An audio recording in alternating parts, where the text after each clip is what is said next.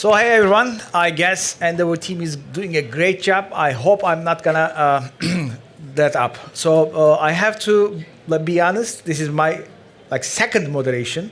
I told you my first, but it was my mistake. So this is my second moderation without friends. So last time I did it with Arda and my friends, like 10 years old friends. So welcome again. Pleasure meeting you all. Again, we have a interesting team of speakers here. I will give them a brief of 30 seconds to introduce themselves, starting with you. Well, good morning, everybody. It's a pleasure to be here. My name's Kirsty Chadwick. I'm the founder and CEO of the Training Room Online, TTRO, a company based in South Africa. We're an educational technology business. We work with governments and large private enterprise around the world, transforming the way we deliver learning and skills development to people within organizations and government. Great. Okay, my name is Başak Taşpınar, and I am the co-founder and co-CEO of HomeRun now. We have multiple brands across Europe and Middle East. Armut is a local services marketplace that covers many services like home improvement, moving, cleaning, and so on. Over 7,000 services across the board. We recently merged with an Italian competitor, and now we are across 14 countries. So. I think I have one. Morning, everyone. My name is Sirak, Mussie, founder of FloCash. We are a technology platform operating in the travel and the banking verticals. We've been set up since 2014. We operate today in about 100 markets. So we help our clients, mostly cross-border, large organizations, to scale up and deliver their services across different markets. So please reach out. Great. So everyone has insight of what you are doing as of now. But I guess we all have this journey and ups and downs for our lifestyle for a while. So I will ask Başak, as our audience knows her better, because she was also star for the most of the role models in our ecosystem. How was your journey on the international expansion? Embedded your company with another one, it's a very interesting journey, right, Başak? It is. So my entrepreneurship journey started because I had a problem finding decent providers. So that was a personal pain that I tried solving. So that's how it started many years now ago, like 2011. I was on the corporate side, and I decided to quit and just pursue this. Eventually, once we got to a product market fit, we realized that we could do this across the border. So we could do something else. So we looked at the requirements of how to do that, and it required us to go back to our architecture and change the way we structured our product so that we can scale it faster and more cost efficiently. Was it only on the product, or business model also changed, like unit economics? Just the product itself. The business model is very universal, if you ask me. So then came a time we started seeing sparks of growth outside of Turkey. Then we realized, okay, this could be something good. And then we got more investment to speed up our growth, and it came. And I'm going to roll fast forward to last year. The Italian competitor that we have, ProntoPro, their investors approached us saying, could there be a partnership here, which evolved into us merging with them and us being the larger side, and me and Errol co-managing this new organization. That is another step in the challenge. The merger is a very hard thing to do. There is two different cultures. There is two different products that you need to merge into one. And with change comes always some challenges, right? Some resistance, some pushbacks, and we have always approached things with data. So that was our guiding savior, I would say. So we looked at data to make up all the decisions across this time also. So now I think we are in a better place, and we are, ProntoPro site has 6 countries. So we started merging them into the new products the universal, let's say, code base one by one from the smallest to the largest, and we are down to the final two. In 2 weeks, we are going to do the Spain integration, and then will come the Italian integration. So we are very excited. Great job. Yeah. Incredibly, Thank you. like, well defined. Thank you. Thank you. So there is a regulated area guy, I guess. So how is international expansion, like product, business model, business strategy, how it like affects yourself? Very deeply because, we actually pitch ourselves as a scale-up business, helping others to scale up, and customers come to us when they want to expand to markets. That kind of changed the whole perspective from early on. So when we started out, so basically we see ourselves as an infrastructure business, providing infrastructure. What I mean by that is, connectivity, payment methods, retail networks. So, our customers like airlines, they fly into new markets all the time. So as they come to the new markets, they need access to, way to accept payments, way to sell to channels. So, to be an infrastructure play, as a startup, you have that chicken and egg situation. Always. They will not come to you. You can't pitch as an infrastructure play if you don't have the network, right? So you have to be lucky enough to get a client, like what we call like an anchor client, that believes in you, gives you the opportunity to build out the network so they can kind of grow with you. So that's really how we started about 2014. 2 markets, and 9 years down the line, we operate in 100 markets today. That's big, I guess. Is there like a network effect of that 100 markets? Yeah. So basically, the business became like an infrastructure play because then we started in the traveler space. So each customer or each airline, you're probably looking at 20, 30 markets, and then the big ones are 100 plus, So to serve all these clients, you need to be set up across all these places. And then it kind of changed the business model for us as well, just that expansion. So, I think that's what we end up doing. And today, but just on the last point on the regulation, that's the nightmare part, but which you have to be able to navigate, especially when you're operating as a regulated entity, but it's just adapting your products to comply with all, local requirements and things like that. I think that's like a very interesting opportunity and as well threat. And there's like an incredible opportunity for your growth if you have 100 markets in your pocket. Definitely. That's something else. The complexity is actually the value proposition. And the barrier. If it was easy, everybody would do it. So the hard part, becomes like the value proposition to your customer. Great job, man. Great job. So, Kirsty, we had a small talk a bit, but would you also share your experiences on this international arena? How that impacted you, and how will impact? Yeah, for sure. So started in South Africa.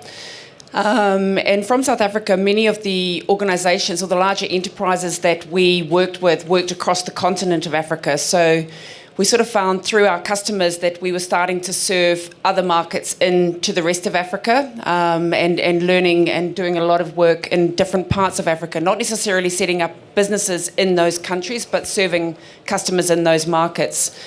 The expansion to the Middle East happened around 2015, and that was an approach by Saudi government. Saudi government was looking for a provider of digital learning experiences from South Africa, interestingly enough. And we were approached to go and spend time in Saudi Arabia, which I did in 2015. Met and started working with the Department of Labor in 2016. And, really it was sort of customer-led has kind of been the entry into markets for us, as opposed to an intentional international strategy saying, we're going to go and set up business in Saudi Arabia. I'd never been to Saudi, would never have thought I'd go and start a business in Saudi, but that's been almost a pull to bring us into other markets. We still operate and do a lot of work in Saudi Arabia today, have learned the way business is done in the Middle East, which is very different to the way business is done in South Africa and the rest of Africa. Is that's different? Very different. I could write a book on that, actually. I've learned a lot. Waiting for it. but yeah, so and I think, you know, where we've expanded, we've learned by listening. You know, the needs are different. It's solutioning rather than selling. Don't go into a market and sort of try to push what we're doing in South Africa into a market like Saudi Arabia, but listen and learn. What is the pain? What are they trying to solve for? And actually what we ended up doing was a sort of a build, operate, transfer, where it was largely about the way in which we were able to deliver and design learning. We transferred those skills and knowledge over about a 2.5-year period to young Saudi women and enabled them to be the creators of those digital learning experiences for really getting young Saudi people into the labour market. So it was that sort of from education to employment gap that they were trying to close. And that's led into other work that we've done. We entered into the UK market through Anglo America. So Anglo American's been one of our big mining customers for many years. They helped us to really open up and enter into the UK market. And one of my team moved from South Africa to go and be on the ground supporting that account and then opening other accounts for us in the UK. A little bit into Europe, but not really that successful there as of yet. And then entering into New Zealand, Australia market. I'm originally from New Zealand, and I had to get a visa renewed at the point in time where we were mid-lockdown, COVID, and I can only renew my South African visa from my home country. So yeah, I basically got deported, kind of in this slightly softer way of putting it, but I forget the word, but basically you're deported, like go away, get your visa sorted before you can come back, sort of story. So I set up the business in New Zealand, based myself in Wellington, looking for a government opportunity, and found that. And the work we do with New Zealand government is really creating digital transformation for small businesses in New Zealand, and now commercialising that product to take it global. So yeah, for me it's been kind of opportunistic. I'm trying to get more strategic and intentional, that I could actually tell you I planned all of this, but that isn't how it happened. So a great story to tell, I guess, for the next decade to come, for your expansion. But when we talk about the next generation stuff, I guess the most sexy word these days are the AI. What's gonna do with, like, regarding your business models, regarding your strategies. I will start with this time, if it's okay for you, a regulated area, and AI is a very interesting thing. Would love to hear your thoughts on how your business strategy, your products, your team, and talent will be differentiated by AI or with AI. Yeah, so I mean, I would say we're more on the lookout stage today. As a business, 70% of our staff are within back office and operation side. And that is really where you have, because of, you have to settle funds, you have to reconcile, manage customers, refunds, and things like that. And obviously the compliance side, onboarding, verification, you have to, monitor all transactions for all kind of regulatory requirements. So there's a lot of, manual things going on. I mean, so the key thing is like automation, and that's really where we see AI as an opportunity to really digitize and automate all your processes. And that's for really fraud or on any kind of, I guess. Both sides, both yeah. Sides, right? So, I mean, dealing with customer queries, I've seen that a lot. I think that's probably one of the early days of AI, where you have predictive. You come online, it just automatically, I mean, it could be irritating. I mean, I know even contacting my bank, they don't understand what you're saying. So, but, that's really what I think is an area for us to AI. Yeah. Most of our fraud services, as well. fraud and the other is services can be like definitely added with lots of other experts. But if I ask, a handyman can be like switched with AI or like Tesla bots maybe very soon or not? You see videos of painting robots that splash the paint around. So I think we are not there yet, but maybe, who knows? So if you're asking how we leverage on the technology, data part, I guess. The product that we have created tries to bring two human sides together and build trust using technology. So that's what we do. So in order to be able to do this, we need smart ways to understand and recognize patterns and behave accordingly, to seed out the bad and promote the good. So that's what we use the technology for. So what we do is, for the naughty list, I will say, we're trying to use that prediction, the data that we have, to predict who could be potentially not so great for the marketplace. And for those who just signed up, we try to predict using algorithms whether they're going to be one of those great providers that we have that provide excellent service, and we try to help them through their journey so they can become great. And we also leverage technology for scaling, minimizing the human touch. So anything that could be repeated, like reviewing things, or that could be done by using an algorithm, we do it. There is a lot of the technology that we use on putting the two sides together, which is what we call matching. So that's done with a very strong algorithm. So there is no human touch there. And we feed it with a lot of, that's the big data. So all the data, all that we have, we feed it with that, and we come up in order to maximize consumers, like customer satisfaction. So that's what we try to do, and then money follows after. So we try to make people happy, both sides happy. So we try to use technology to our advantage on that end. We do pricing with an algorithm also, so it's very dynamic. It's like a real trade market, let's say. So if there is a need for a pro, there isn't a lot there. The pricing is search price is automated. available there? There's like a search price for handyman? So it is very dynamic. We don't interfere. So if there is not many people there, there is a lot of need, the prices change Perfect. accordingly. So it's very dynamic. Make total sense. In our house, like all the lamps go off time to time, and I don't know how they come back. Thanks to Mihriban, my wife. She arranges someone, but I'm pretty sure that these guys are very limited. I never saw one so far. Okay. So on TTRO part, Kirsty, how do you see on your scaling or your models, and as well, there are lots of algorithms that you are using, as far as I read from the summary of the model, and SME is something big, I guess, that you are working on now. Would you like to add something to that? Yeah, I think AI is next level for the way we're going to learn, how we're going to integrate AI into learning experiences. I definitely think that it's the combination between the human intelligence and the artificial intelligence is where the magic sits, and how we craft solutions that leverage it. So we're exploring where AI could be a coach. AI could be a career guidance counselor for young people.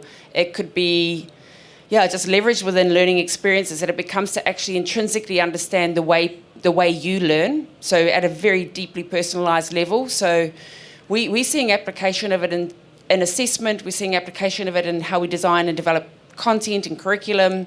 I think most importantly in how we rapidly develop experiences for future skills, the development of future skills, where we're living in a world where trying to keep up with the organisations that we are working with governments in different parts of the world that we're working with what are the skills that particularly young people need to have today in order to be relevant in the world of work.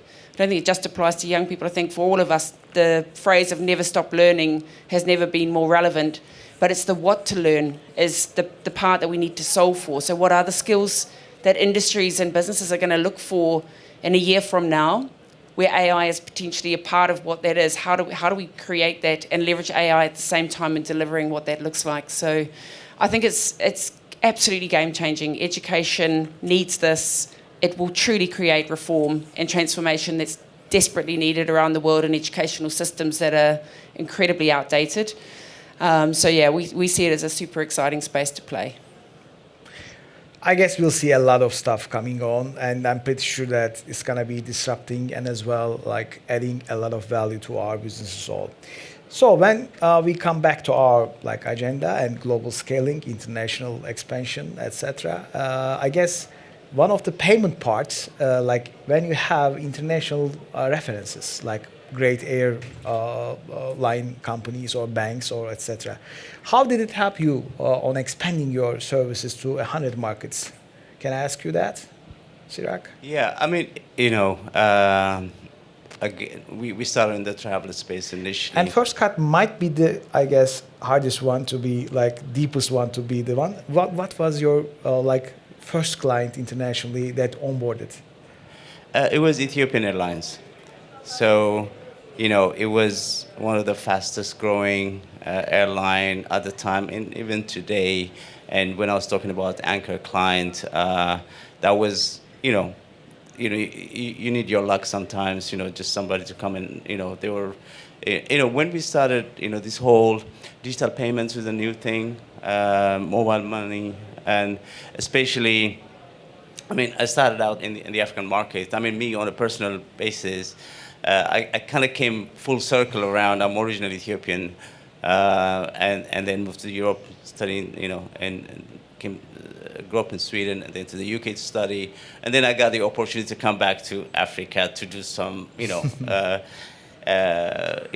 entrepreneur stuff. So that's really how my journey started into the whole entrepreneurship space. So when I was starting out, just looking for opportunity to help companies, as you said earlier, personally, you were offering some services, but it was really difficult to get paid.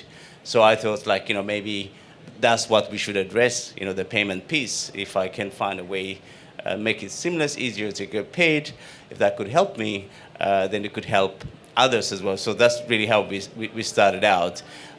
So the expansion, so we got into the travel space because that was really the only mature space at the time. And then I think there are two types of scale up in my view. One is like companies go to new markets looking for new customers. Then you have to set up your sales channels, partnership, and all that kind of stuff. But in our case, the expansion was really to serve existing clients into more markets. So that's really how we just kind of changed the whole approach to our business. Then we are really becoming an infrastructure play here. So if I can serve this airline, then the next airline would be requiring the same thing. So we approached it like, expanding our business. So actually 80% of our new revenue comes through expansion within our existing clientele. So expansion for us is basically more markets, go ahead and make a market available for your existing clients. Do you work with Turkish Airlines? Turkish Airlines? Actually, that's the last airline. We had, I was actually hoping to meet them working, trying to get them on board. The largest airline in the world, in terms of destinations. Yeah, just checking out, when you are ready for the biggest guy, the time came, I guess. Right. So, as Sirak mentioned, the payment systems in marketplaces are headaches when you're expanding in any country. Başak, how did you solve it in 6 countries as of today? But you're going to expand more, 14 right? now. 14, sorry. Yeah. My bad. Yeah. So the way we approach things is driven always by the consumer need, and we try to find the best executional way possible to address that. So there is many. For payments specifically, there is... I just know the payment space, but the thing is, you have a lot more to cover, I guess. That's there's a big headache, but there are lots of other types of problems you have. One thing that I'm observing with the teams is there is a lot of premeditated beliefs on what could be and cannot be.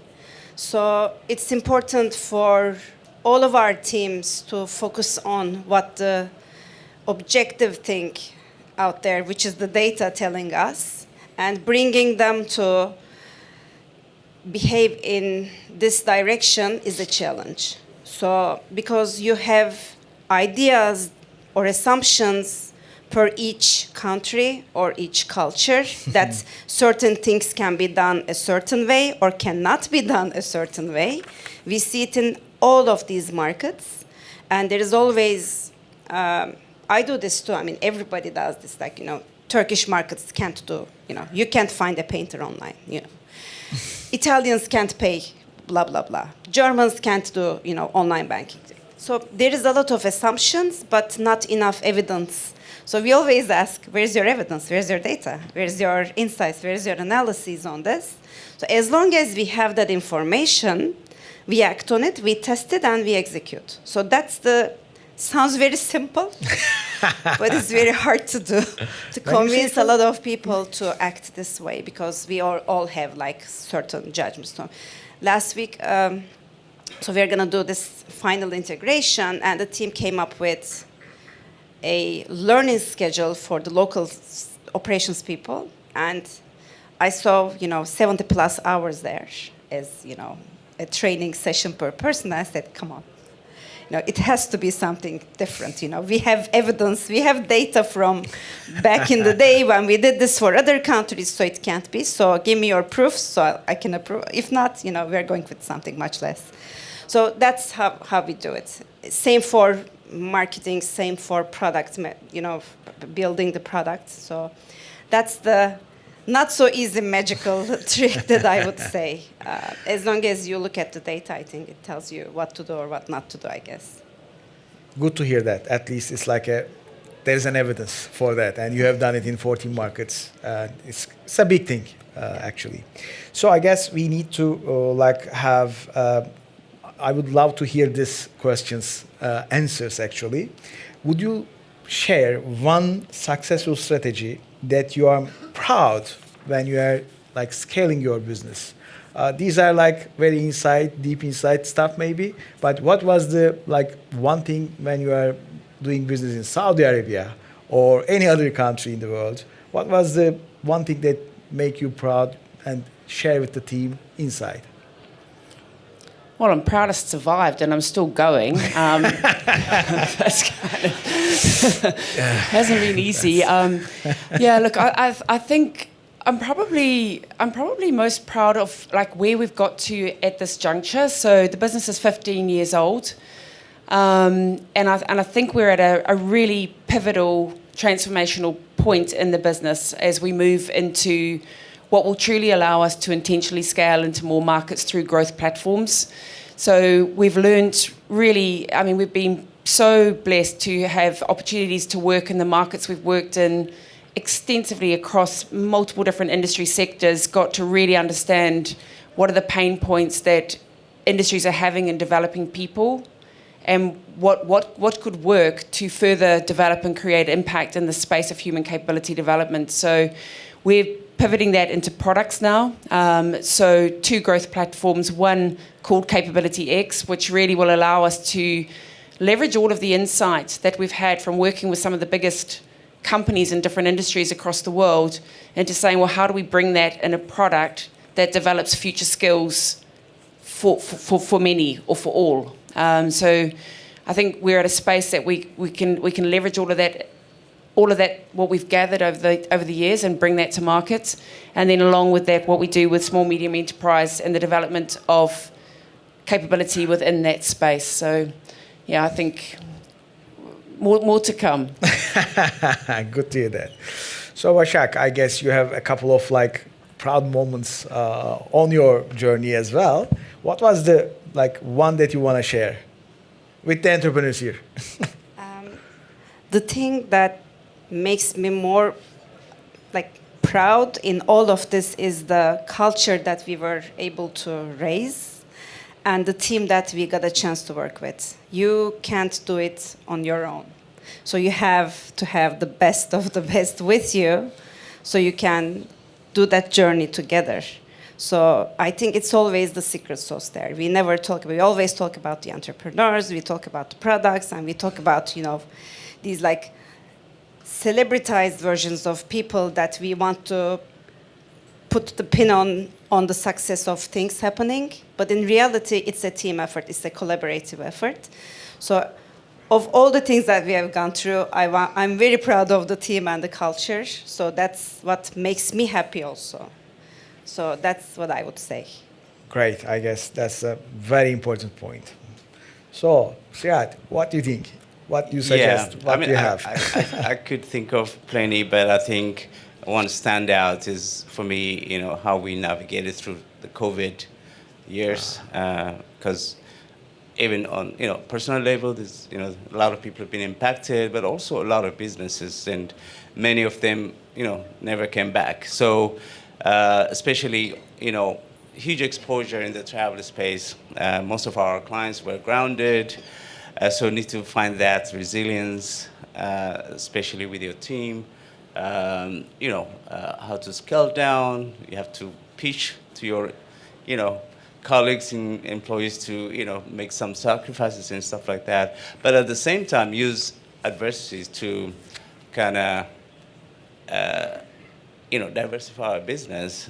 So we managed to develop and get into a new vertical through that difficult period, and the new vertical in the banking space is already projected to take over our original business. So Pivot or bust, I guess. Huh? You have to find a way, right? So that's what I would say. Something. Perfect. Yeah. Great to hear that. So audience is much better than me. They might have some questions in their heads. Would you like to share any question, guys, girls, gals? So we have 2 more minutes. I would love to thank you all for sharing your experiences. Scaling a business is definitely a big headache, and as well as a journey of a lifetime. I'm pretty sure that 14 countries, 100 markets, and how many markets were you on? But South Africa and Saudi Arabia is I can definitely congratulate you on that. That's a big thing. So again, thank you for sharing your stuff. We'll have a lot of time to talk in person as well. Thank you. Thank you, guys, and thank you, Bülent, for this wonderful moderation. I hope it was good. Thank you very much. Kirsty, it was a pleasure. Sirak, man.